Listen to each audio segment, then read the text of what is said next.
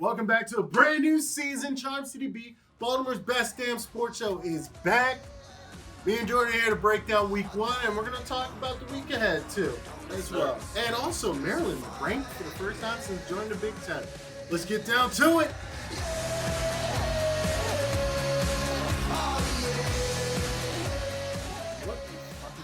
Yeah, that is. Wow. I think it was the biggest win in Ravens history. Yeah, I've never seen him do that good. And you can't talk about it without talking about Lamar Jackson. And he had 5 touchdown passes, 3 rushing attempts. So and then afterwards he made fun of the fact that people have been calling him a running back. Yeah, I mean it's pretty good for a running back, as he said. Yeah, I mean he was playing the Dolphins. Yeah. So how much was it the Dolphins and how much was it the Ravens' new offense and Lamar Jackson maturing? But he made some great throws. He made a lot of throws. He made all the throws, really. He had a perfect passer rating. Yeah. And I think it's a little bit of this. No, you're good. I'm fired up. Right. When I was looking at it on TV, it was like he looked comfortable, and that's something that you have not seen. He was still. Like, I saw him in the pocket for a bit, comfortable in throwing. Yeah, I mean, part of that, honestly, most of it was a lack of a pass rush from the Dolphins. There's a little bit more of a pass rush against the Cardinals. But at the same time, I think he's had a year and a half in the system now. He had 69 touchdown passes for Louisville. He was the youngest Heisman winner ever in the NCAA.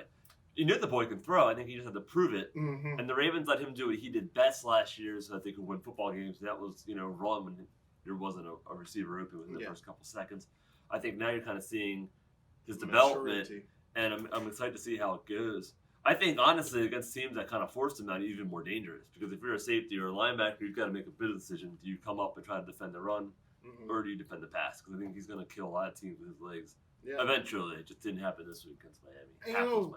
And what's really cool? Marquise Brown and Lamar Jackson back home. That's where they're from. Yep. They're from Broward County, right down the road. So they were back home, and Hollywood Brown, first game in the NFL.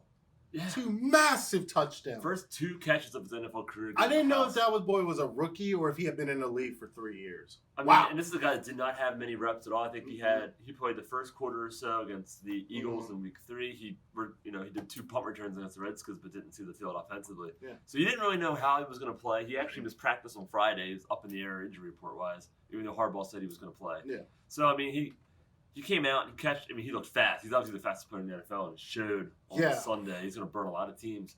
And by the end of the game, you saw them actually playing a little bit deeper, which opened up the ground game even more for this running team. Yeah, because we have Mark Ingram, and if you're not excited about having him in that backfield, I dare say first complete running back we've had in years. Probably since Ray Rice. Ray Rice, easily. And, I mean, pound for pound, he makes guys miss. He's a physical back. He delivers the hits. But then you had, Gus Edwards had a decent game. And you still have Justice Hill, who's got a lot of speed, who's going to, I think, as he gets more comfortable, he's going to be more like Ray Rice in the passing game. And I think you've got a 3-headed monster here with Lamar Jackson. Yeah, with them releasing Kenneth Dixon as well, so he's gone. He's gone, but you didn't really have – it's too many mouths to feed at that point. Yeah, it is. Ingram's going to get 13 to 15 carries a game. Everyone else going to be getting carried. It's going to be fun to watch. But, I mean, let's talk about some of these other touchdowns. I mean, Boykin got his first touchdown. Yeah. And talk about it. That was a nice fade pass, too. Lamar was backing up, backpedaling, throws it in the end zone, and Boykin's wide open, middle of the end zone. Actually, we're going to actually play that, so roll that one, Mario. 3rd and goal. Pressure coming. Jackson just fires it.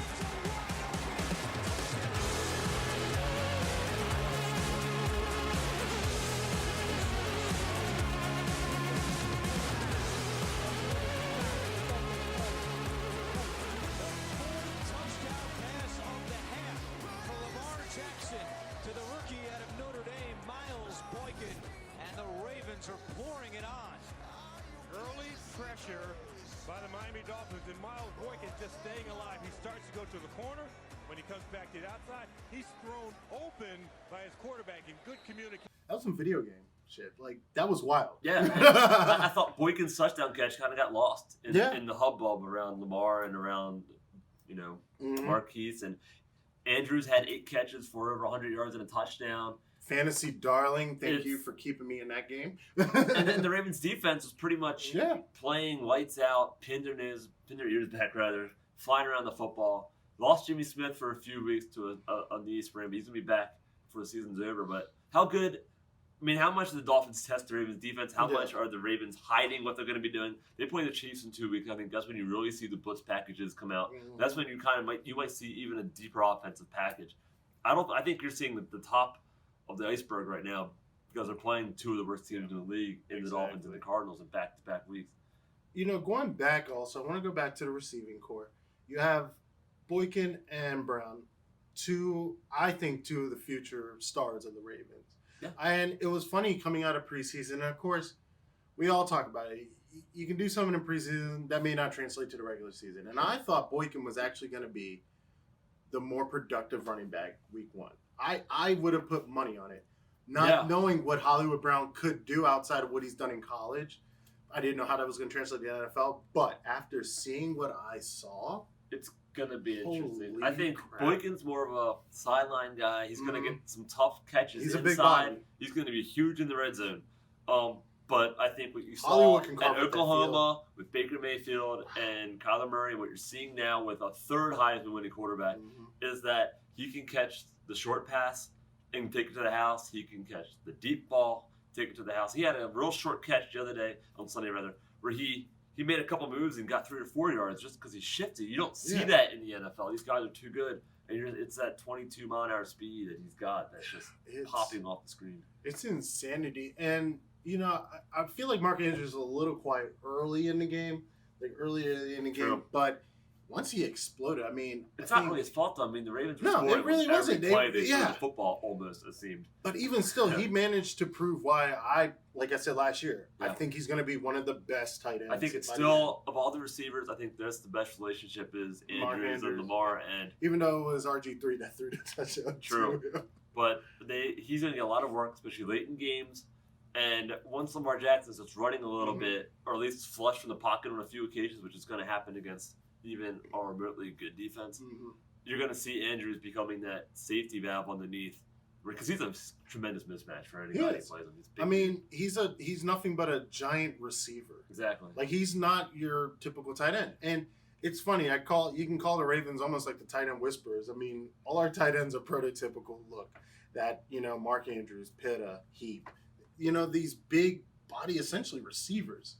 Yep. And of course, we still do have Nick Boyle, and we also do have Hayden Hurst, that can block. So, Hayden Hurst had some nice catches too. Yeah, he did. I'm excited for the Ravens going forward. Extremely excited. I think I'm a little cautiously optimistic, I'd say, about the offense, just how explosive the offense will be, just how explosive Lamar Jackson can be once he faces a team that has him on tape now, can scheme it a little bit. He's facing Terrell Suggs on Sunday with the Cardinals. I think the Ravens, given their history against rookie quarterbacks and how they play at home, I think they're going to blow that game open too. I think Lamar will have a huge game there too. The big test is going to be week 3 at Arrowhead. Yeah, that's going to be, that's a tough place to play. But that's a porous defense. I'm intrigued to see how they do there. If they can open up that defense, we might have a very high-scoring game. Yeah, I think that's it. Because on the offensive side, Pat Mahomes is arguably one of the best quarterbacks out right now. He's probably the standard in the NFL right now. I think Lamar is hoping to be that. Yep. And I think that's going to be the real chance for the Ravens to open up the eyes across the country. Is Lamar real? Is that because after a game like that, it looked like something I would have done in franchise mode in Madden. Like, maybe it's pretty impressive. Those exact stats are probably what I get in franchise with the Ravens. It was insane. Like, I think this game personally will quiet a little bit of the chatter, and I think as it goes week to week and maybe it gets consistent, I don't think there's going to be any doubters left, because we saw last night, Monday Night Football, what we could have still. The Watson type of thing. Oh, I was talking about Joe Flacco, how bad he was. Oh. I feel like Watson's what you hope Lamar Jackson You hoped it. Well, I'm saying what we could have had, what we used to have. That's what you're saying. So, if Lamar Jackson can get to a Watson level, man, or just be the best damn Lamar Jackson you can be, because arguably, I think he's one of the best athletes on the field whenever he's out there. Yeah. Easily. He's faster than the best athlete.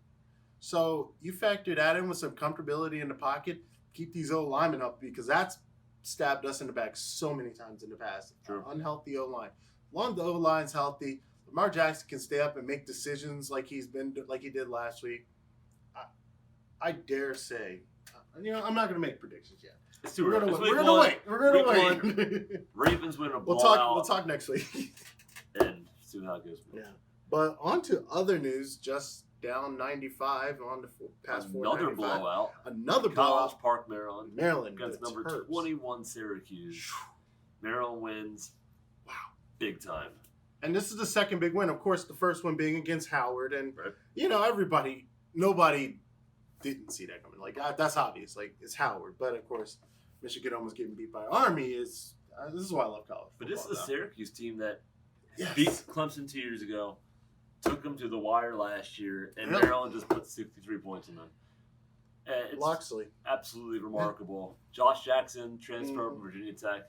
He's running that Alabama offense right now to a T. Mm-hmm. And this opened up eyes. It's the first time Maryland's been ranked since they joined the Big Ten. They're now 21st in the country. They got a big game against Penn State in 3 weeks. That's going to be the real measuring test of how little they are. But if they can get my prediction, if they can get past Penn State, I think that puts them in a Penn really State struggled with the Buffalo Yes. Bulls this past weekend. I'm cautious optimistic about that game too. It's in College Park on a Friday night. That's going to be insane. Not to mention, you also have Michigan, and I mean, That's Maryland's homecoming. You're not going to count Michigan out. So it's homecoming. Wow, Jesus, all their big games. The only other team that I dare say they need to worry about in winning that conference is Ohio State. And oddly enough, that's a team that they took to double overtime last Yes, year. that's So true. I think Maryland, I don't think they're quite there yet, No, but I think they're we're showing hopeful. they've got to stay healthy. They've never had a healthy quarterback. The quarterbacks always keep getting hurt. If Josh Jackson stays healthy, they're going to put up some points, and I think there's another upset on the horizon, whether it's Penn State, whether it's Ohio State, whether it's Michigan, whether it's Iowa, whether it's Nebraska. And I think it's going to happen. Yeah. I think they will go bowling this year. Yeah, and I think it's a great time to be a Maryland fan right now. I mean, you got a new head coach in there, new system. The culture of the team's changing. They look like they were having fun. 26 recruiting class last year. I think all things are pointing forward. And I remember when Loxley got signed, and I remember I paid very close attention to recruiting day. How many kids from Maryland were staying home? Yep. That's going to be the difference maker, I think, going forward. If they can get, because Maryland's full of athletes. This is a guy. We have tons of athletes. Dwayne Haskins from Ohio State, now in the Redskins, but if stayed at Maryland, had Loxley stayed at Maryland. But he left because he got forced out type of thing, and he went on to Ohio State. But that's the type of athlete that could come to Maryland in the future. DMV is full of athletes. Tons of athletes. And, like I said, I think with them being ranked, I think with them starting to change the culture, I think sky's the limit, honestly. Yeah. I think this is what we've needed since joining the Big Ten. So Talent hop in. let's go. And the more wins, Stay the more home. big wins like they had Saturday against Syracuse, the more athletes are going to say, you know what, I'll put on the red, gold, black, and There white. you go. I'm playing golf. A sick ass moment. Also around town, Towson Navy and Stevenson football teams all won their games over the weekend. Great weekend for football in Maryland. Jeez, Yes, sir. so great. But yeah, that does it for our show. We're back for another season here. Best damn sports show in Baltimore. That's what I aim for. Yeah, we're gonna cover the Ravens next game and look ahead to that. And yeah, man, I'm just excited football season's back. Couldn't be happier. So don't forget to stay tuned for more, and don't forget to like and subscribe. Take care.